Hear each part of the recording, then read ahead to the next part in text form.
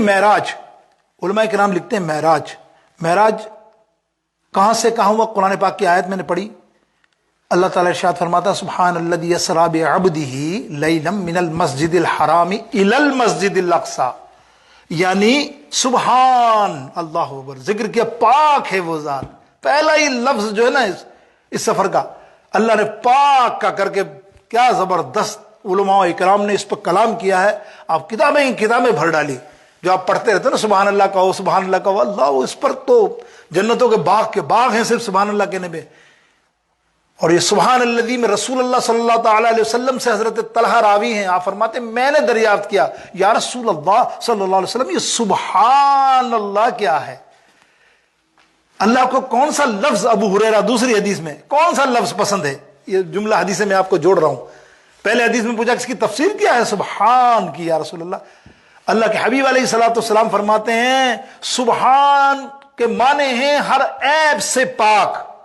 مفہوم پیش کر رہا ہوں، ہر عیب سے پاک. ظاہر اللہ رب العالمین جل شانہ وہ اپنے لیے سبحان کہے تو پھر. اور ایک حدیث میں فرمایا ابو ہریرہ کی جو راوی ہیں، آپ نے فرمایا سبحان کے معنی ہیں اللہ کو کون سی چیز پسند ہے سب سے زیادہ؟ اللہ تعالیٰ کو سب سے زیادہ سبحانہ و بحمدہ، سبحانہ و بحمدہ. کوئی یہ پڑھتا رہے، اگر 100 مرتبہ کوئی پورا دن میں پڑھے گا اللہ تعالیٰ اس کے پورے دن کے گناہوں کو معاف فرما دے گا. اللہ اتنا مہربان ہوتا ہے اس سبحان کے نام پہ. تو سبحان الذی. اب دیکھیں ہم جو بات کر رہے ہیں حقیقت، معراج جو نبی صلی اللہ تعالی علیہ وسلم کی حقیقت اللہ تعالیٰ کے سوا کوئی نہیں بتا سکتا، کوئی نہیں جان سکتا، کوئی نہیں بتا سکتا کہ یہ حقیقت کیا ہے معراج کی. وہ تو وہی جانتا ہے اور اس کا رسول جانتا ہے کیا ہوا، کیا معاملہ ہوا. ہاں حکمت پہ مفسرین نے بڑا کلام کیا ہے. آج ہم حکمت تھوڑا سا سمجھ رہے ہیں، وہ سمجھیں گے. حکمت کیا ہے میرے دوستو؟ معراج شریف کی، معراج النبی صلی اللہ علیہ وسلم کی حکمت کیا ہے؟ تو میں سبحان کی ذکر کرتا ہوں. اس میں آپ پہلے یہ سمجھیں کہ اللہ تعالیٰ نے، ہوتا کیا ہے، ہم اور آپ دنیا کا سفر کریں، لیٹ سے آپ ورلڈ ٹور پہ جائیں اور آپ کتاب لکھیں، تو مجھے آپ بتائیے کتاب کون لکھے گا؟ آپ خود جو جائے گیا ہے وہی لکھے گا نا یار، ہے. اور وہ تو نہیں لکھے گا جو آپ کو ہسٹن پہ بلا رہا ہے، کوئی آپ کو جرمن میں بلا رہا ہے، فرانس میں آپ کا کوئی میزبان ہے، یار آؤ میرے گھر پہ 4 دن رکنا، اور وہ آپ کا سفر نامہ لکھے. ایسا تو ہوتا نہیں دنیا میں. دنیا میں عام طور پہ ہوتا کیا ہے کہ سفر لکھنے والا خود وہ ہوتا ہے مسافر جو سفر کیا ہوا. لیکن خدا کی قسم قربان جائیے رب کریم کی، وہ جانتا تھا نا یہ سفر ہی ایسا ہے کہ اعتراض کرنے والے کی زبانیں کھلیں گی، سب ابو جہل بن جائیں گے، بلکہ ابو جہل سے بھی بدتر بن جائیں گے کہ اعتراض کریں گے یہ سفر ہوا کیسا. کوئی کیا کہے گا، کوئی کیا کہے گا، کوئی کہے گا نہیں یہ سفر نہیں ہوا، یہ تو خواب میں سفر ہوا. سمجھ رہے نا آپ؟ یہ کتابیں لکھی گئی ہیں. یہ میں جو بات کر رہا ہوں، مجھے ضرورت نہیں آج اتنی تفصیل کی گفتگو ہے کہ میں حوالے بھی دوں کہ انہوں نے کیا، آپ سب جانتے ہیں. کوئی معراج النبی کو نہ ماننے والوں کے آپ نے اپنے آج سے، آپ بھی ماشاءاللہ 30 سے 40 برس کے ہو گئے، آپ دیکھتے آئے معراج النبی کو نہ ماننے. اب کچھ حال اچھا ہوا ہے اس لیے کہ علم آیا. اب دنیا آئی نا، کتابیں آئیں، اتنی کتابیں آئیں ماشاءاللہ. تو اب ان کی دنگ رہ گئی کہ 1400 برس پہلے یہ صحابی نے فرمایا، یہ عمل، یہ مبصر. اور اس پہ دیکھتے ہیں کہ یار یہ جو عالم جس نے بیان کیا، جس کے لیے ہم اپنا وزن دیتے تھے، یہ تو بہت بڑا عالم تھا. اور یہی کہہ رہا ہے ابن حجر اسقلانی کہ معراج کیا چیز ہے، اللہ سر کی آنکھوں سے نبی کو دیکھنے والے، یہ ہے اعزاز معراج. میرے دوستو معراج یہی ہے نبی علیہ السلام کی نا.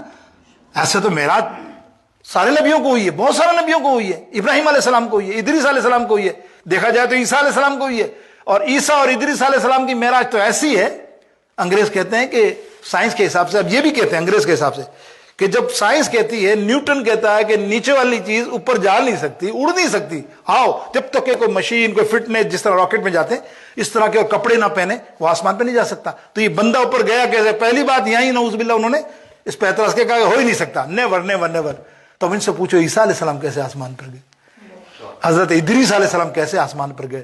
اگر یہ جواز تو بہت ساری باتیں، بہرطور ان سب کو معراج ہوئی، ابراہیم علیہ السلام کو معراج ہوئی، سب کو معراج ہوئی. لیکن جو معراج میرے نبی علیہ السلام کو اللہ نے عطا فرمائی ہے، وہ شان، وہ مقام، وہ بلندی، اسی لیے معراج ہے کہ وہ کسی کو عطا نہیں ہوئی کہ سر کی آنکھوں سے دیدار ہو جائے. میرے دوستوں وہ کسی کو نہیں کیا.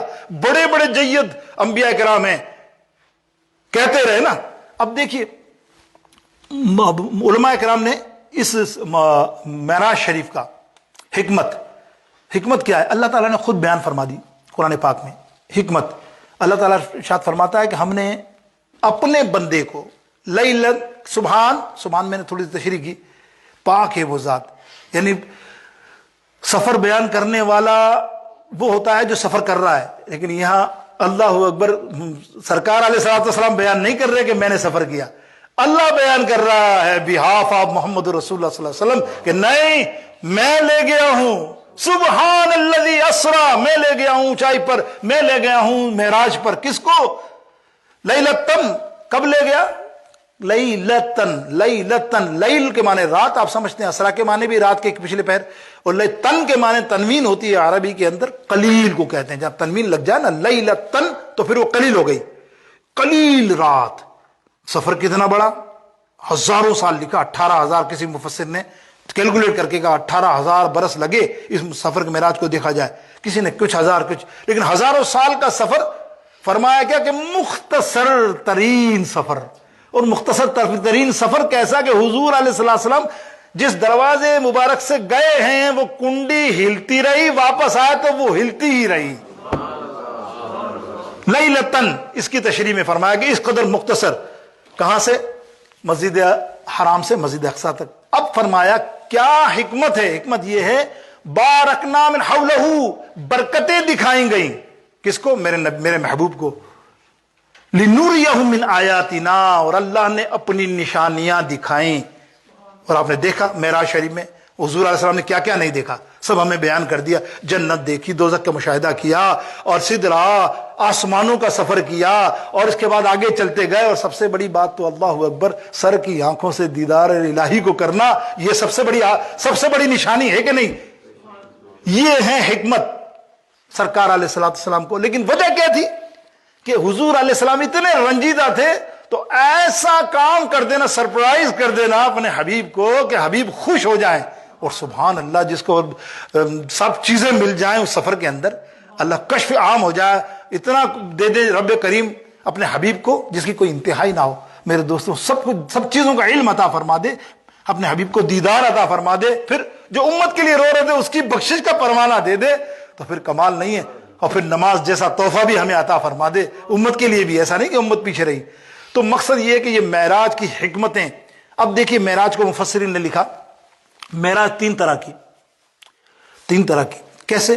3 حصے ہیں بڑے خوبصورت انداز میں۔ پہلا سفر ہے مسجد اقصی جو قرآن کی آیت میں ہے، اب یہ بھی سمجھ لیں آپ، جو معراج کے سفر کو مسجد حرام سے مسجد اقصی تک نہ مانے وہ کافر ہے، سن لینا، کافر ہے، کوئی بھی سنو جس کو بھی نہ مانے وہ کافر ہے، اس لیے کہ قرآن کی نص ہے، سبحان الذی اسری بعبدہ لیلا من، جب قرآن اللہ فرما رہا کہ ہم اس کو لے کے مسجد اقصی تک، وہ نہ مانے، حالانکہ دوسری سورہ نجم کے اندر پوری تفصیل ہے، والنجم اذا ہوا میں ما زاغ البصر وما طغی، سب چیزیں اس کے اندر بیان ہے آسمانوں کی، لیکن میں یہ زمین کی بات کر رہا ہوں کہ مفسرین فرماتے ہیں کافر ہے، اور بیت الاقدس سے لے کر اقصی سے لے کر سدرہ تک نہ مانے، وہ تقریباً اس کے لیے بارے میں آیا کہ وہ منافق ہے، اور دیگر الفاظ بھی حدیثوں میں آئے، اور پھر آ گیا سدرہ سے لے کے لامکان تک،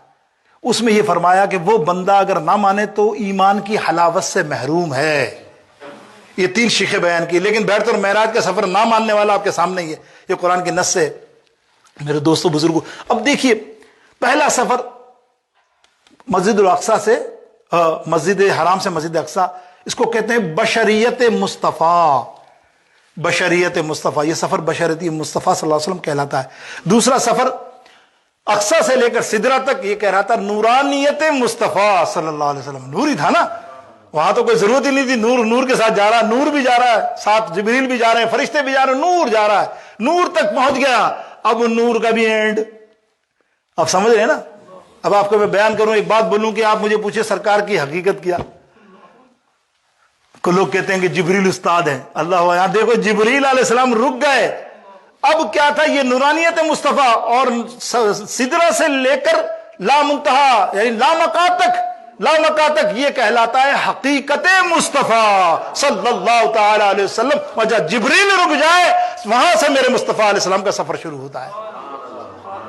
یہ ہے معراج کی کچھ میں نے آپ کے سامنے بیان کی. لیکن دیکھیں آسمان، لوگ کہتے ہیں کہ سرکار کو معراج ہوئی اقصیٰ کی. میرے سرکار کو معراج نہیں ہوئی اقصیٰ کی.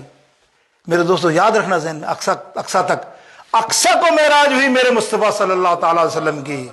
آسمانوں تک گئے، لوگ کہتے ہیں آسمانوں پہ معراج ہوئی، نہیں، آسمان کو معراج ہوئی میرے مصطفیٰ علیہ الصلوۃ والسلام کی. یاد رکھیے اصل معراج تو سرکار کی آپ سمجھ گئے، اللہ رب الہی رب کریم جل شانہ کا دیدار کرنا، یہ ہے حضور کی معراج نا. لیکن آسمانوں کو معراج کیسے؟ سنیں، ایک مکالمے آئے ہیں کتاب حدیث میں، کتب حدیث میں، آسمان اور زمین کے مکالمے بیان کیے انہوں نے، لکھے، بڑی دلچسپ محبت والی بات.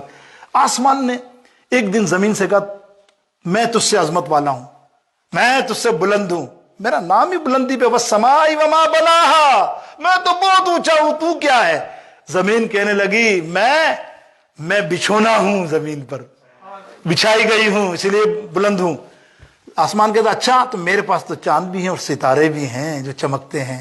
تو زمین کہتی ہے میرے پاس رزق ہے، کھیت ہے، یہاں سے اللہ کی مخلوق رزق کھاتی ہے، یہ میں ہوں زمین. چاند کہتا اچھا تو پھر سن، میرے پاس جنت ہے، میرے پاس فرشتے ہیں، حورے ہیں، اور میرے پاس خطیب سدرہ ہیں. سمجھ گیا حضرت جبریل؟ خطیب سدرہ ہے میرے پاس، تیرے پاس ہیں؟ اب مفسرین اور علماء لکھتے ہیں اس پر کہ وہ چپ ہو گئی زمین.